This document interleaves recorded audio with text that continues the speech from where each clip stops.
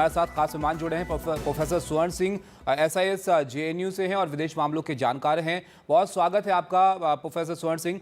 इससे शुरुआत करते हैं। अब ये मुलाकात जो हुई है 40 मिनट तक चली और काफ़ी सकारात्मक अपडेट इससे आए हैं। आपको लगता है कि जो दोनों देशों के बीच रिश्ते सुधरने की एक नई शुरुआत यहाँ पर हो रही है, इससे जल्दी बेहतर होंगी चीज़ें? बिल्कुल मुझे लगता है कि इसको एक नए अध्याय की शुरुआत माना जा सकता है।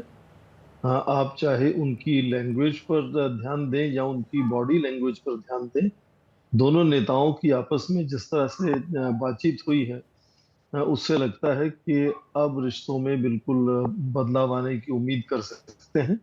अ, किसी भी दो राष्ट्रों में कई मुद्दे होते हैं जो जिनको लेकर दोनों तरफ से इरिटेशन चिंताएं होती हैं, और उनको सुधारने का जो एक माहौल है या मूड है, वो तय करता है कि क्या उन चुनौतियों को, उन चिंताओं को वो किस तरह से सुधारेंगे। तो मुझे लगता है अब बदलते हुए परिप्रेक्ष्य में जब दोनों राष्ट्र अध्यक्ष, राष्ट्र नेता आपस में बात करते हैं, और गर्मजोशी से बात करते हैं और एक दूसरे के महत्व साझेदार होने का एक तरह से जिक्र करते हैं दोनों तरफ से, तो जो चिंताएं हैं, जो शंकाएं हैं, इरिटेशंस हैं, उनको सुधारा जा सकता है। लेकिन आपको और लगता है भारत कि और जो कनाडा। जो चिंताएं यहाँ पर जस्टिन ट्रूडो के टर्म में यहाँ पर पैदा हुई थी कनाडा की तरफ से, वो भी यहाँ पर हल होंगी, खासतौर पर खालिस्तान को लेकर जो इश्यू यहाँ पर हुए थे?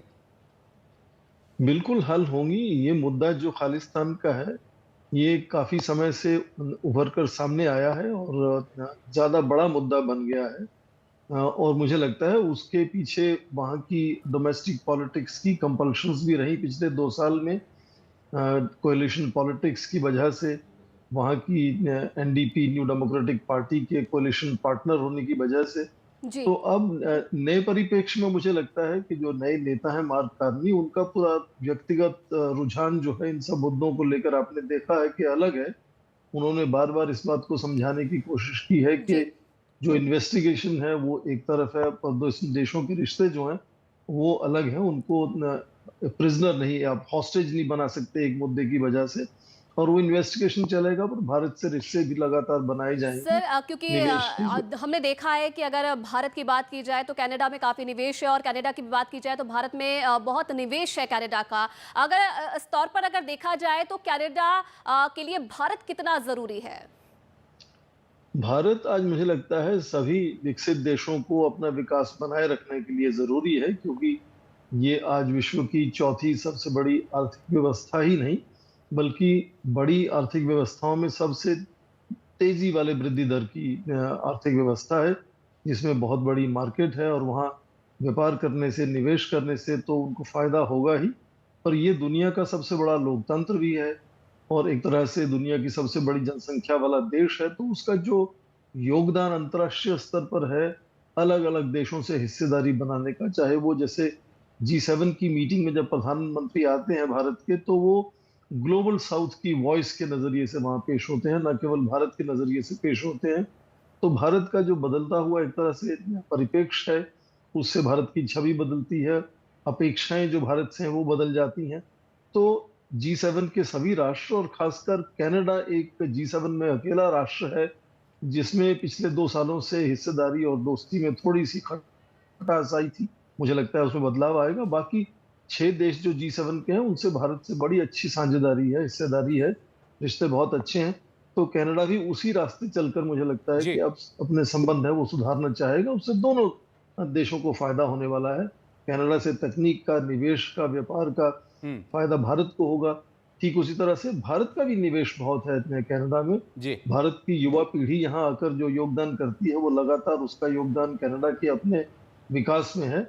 तो 2022 में जैसे कनाडा ने इंडो पैसिफिक स्ट्रेटजी इंट्रोड्यूस की थी अपनी, जी। हिंद प्रशांत सागर की जो रणनीति है, उसमें कहा था कि सबसे बड़ा उनका जो हिस्सेदार होगा, दोस्त होगा, वो हिंद प्रशांत सागर में वो भारत होगा। तो वही बात मुझे लगता है उभर कर सामने आएगी कि दोनों बिल्कुल, के और ये रिश्ते। जो बात है बहुत अच्छी है कि चीज़ें अब एड्रेस कर रहा है कनाडा, इस बात की अहमियत को समझ रहा है कि भारत के साथ रिश्ते कितने महत्वपूर्ण हैं कनाडा के लिए भी। स्वर्ण सिंह जी, आप यहाँ पर रहिएगा साथ में, एक और अपडेट यहाँ पर देते हैं क्योंकि G7 के मौके पर ये द्विपक्षीय बातचीत यहाँ पर हुई थी और G7 में चर्चा इस बात को लेकर भी हुई कि इजराइल और ईरान के बीच क्या कुछ चल रहा है। इससे जुड़ा हुआ अपडेट आपको यहाँ पर देते हैं। ईरान इजराइल युद्ध से जुड़ी हुई एक और बड़ी खबर यहाँ पर आ रही है कि ईरान पर जल्द हमले की तैयारी में है अमेरिका। सूत्रों के हवाले से खबर है कि परमाणु ठिकानों को निशाना बनाने की तैयारी कर रहा है अमेरिका इजराइल के साथ। बिल्कुल, और अमेरिका की हां का इंतजार इजराइल की तरफ से किया जा रहा है, तो ये बड़ी खबर मिल रही है।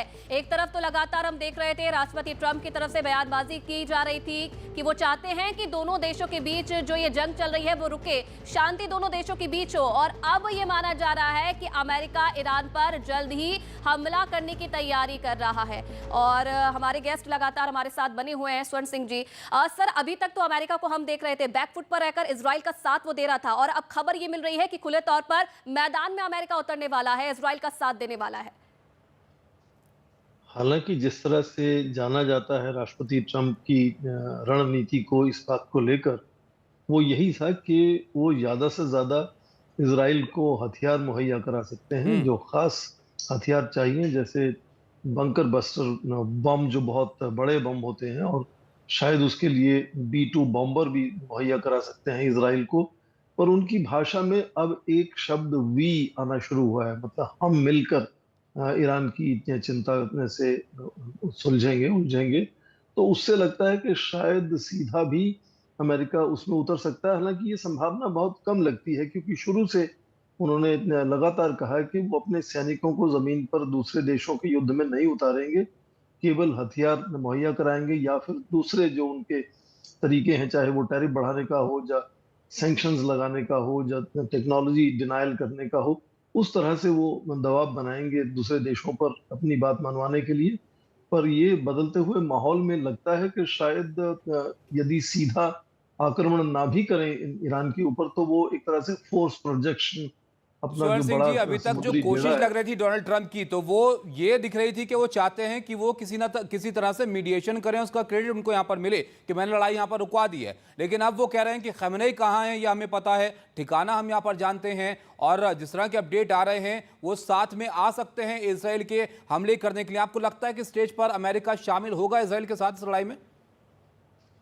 क्योंकि इस वक्त मध्यस्थता का, युद्ध विराम का जो संभवता है, वो ऑलमोस्ट खत्म हो चुकी है। ना तो नेतन्याहू युद्ध को बंद करने की बात कर रहे हैं, और ईरान भी युद्ध करने की, युद्ध विराम के लिए कुछ उनकी कंडीशंस है कि वो उनका जो न्यूक्लियर प्रोग्राम है वो बातचीत के लिए वो उस पर बात नहीं करेंगे वो, और उनका वो संप्रभुता का अधिकार है।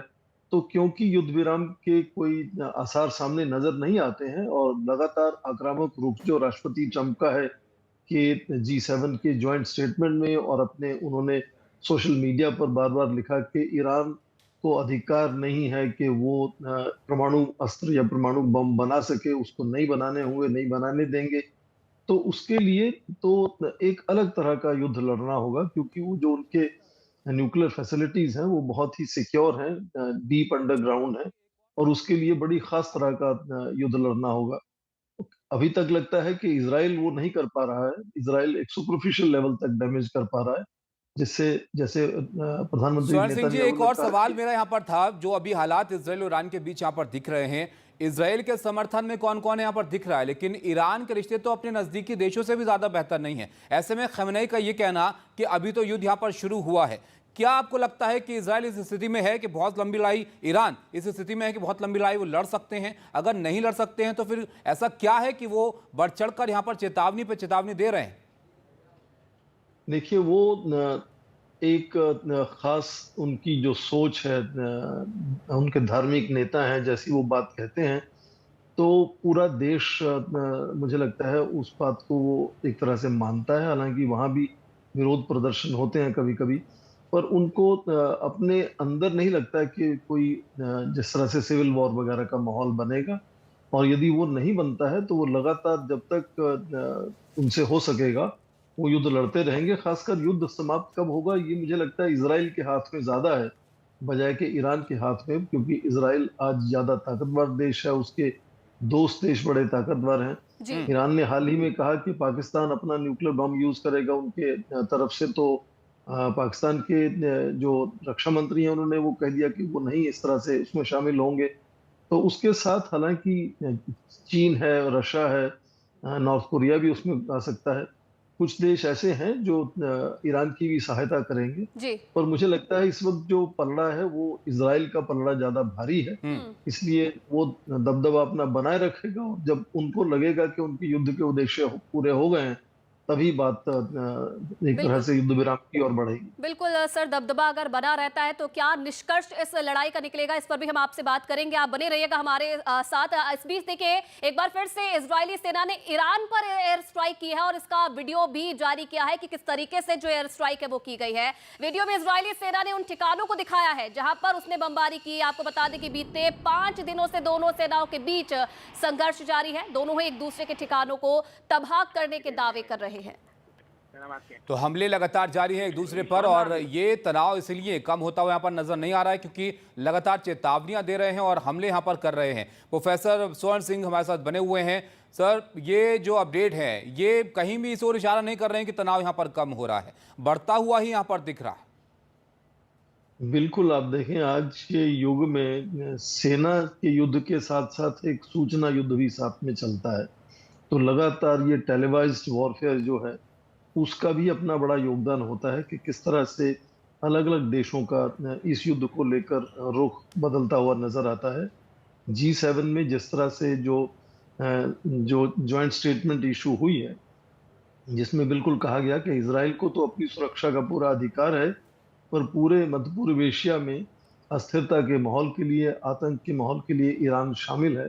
तो जाहिर है उससे नजर आता है कि प्रधानमंत्री नेतन्याहू जो है उनका समर्थन सभी बड़े विकसित देश इस वक्त करते हैं, वो उनके साथ हैं। जी तो लगातार वो दबाव बनाए रखेंगे ईरान के ऊपर। और ईरान कब ये मध्यस्थता करने को जी एग्री होता है सर, या कब इस युद्ध विराम बीच के लिए एग्री चीन होता है। और रशिया की क्या भूमिका रहेगी? क्योंकि एक तरफ तो ये कहा जा रहा है कि अब अमेरिका खुले तौर पर इजराइल को समर्थन देने वाला है, मैदान में आने वाला है। तो क्या इस बीच चीन और रशिया भी ईरान का साथ देते हुए नजर आएंगे? क्योंकि हमले की निंदा करते हुए नजर आए थे जिस तरीके से इजराइल ने ईरान पर हमला किया था। शुरू से ही इतिहास में आप देखें कि चीन और रूस हमेशा परोक्ष रूप से इस तरह के माहौल में अपना समर्थन दिखाने की कोशिश करते हैं। प्रत्यक्ष या सीधी तरह से उसमें वो शामिल नहीं होंगे। ज्यादातर वो सैद्धांतिक तौर पर बात करेंगे कि ये संप्रभुता का अधिकार है ईरान का या वगैरह। चीन को अपनी भी चिंता होगी क्योंकि चीन जो है ईरान पर ऊर्जा को लेकर भी निर्भर है, और उनको लगता है कि यदि रिजीम चेंज होता है ईरान में तो क्या वो ऊर्जा का स्रोत चीन के लिए बना रहेगा या नहीं बना रहेगा, वो भी उनके लिए चिंता है। तो मुझे लगता है कि ये लगातार जो एक तरह से समर्थन रूस और चीन का ईरान को मिलेगा, वो शायद खुलकर उतना सामने नहीं आएगा। केवल लिप सर्विस के नजरिए से वो हम उसको देख सकते हैं, या कि परोक्ष रूप से किसी तरह से इनडायरेक्ट तरीके से वो सहायता करने की कोशिश करेंगे। क्योंकि बड़े देशों का जो पूरा समर्थन इजराइल को मिल रहा है, और जिस तरह से नेतन्याहू पूरी तरह से बार बार कह रहे हैं कि वो युद्ध जी और फैल सकता है, बढ़ सकता है, और वो कोशिश करेंगे कि ईरान की जो न्यूक्लियर प्रोग्राम है वो बिल्कुल उसको समाप्त किया जाएगा, और ईरान अभी तक उस बात को मानने को तैयार नहीं है। तो एक तरह से ये विरोधाभास है कि दोनों तरफ से अभी कोई ऐसा संकेत नहीं है कि युद्ध विराम होने का कोई संभावना है। बिल्कुल, दोनों तरफ तो से इस ऐसा तरह कोई से संकेत नहीं है और दोनों तरफ से ऐसा लग भी नहीं रहा है कि लग रहा हो इन दोनों देशों को कि कोई लक्ष्य इन्होंने हासिल यहाँ पर कर लिया है अपना। लड़ाई बढ़ती हुई यहाँ पर दिख रही है। बहुत शुक्रिया स्वर्ण सिंह जी आपका हमारे साथ जुड़ने के लिए और विस्तार से इस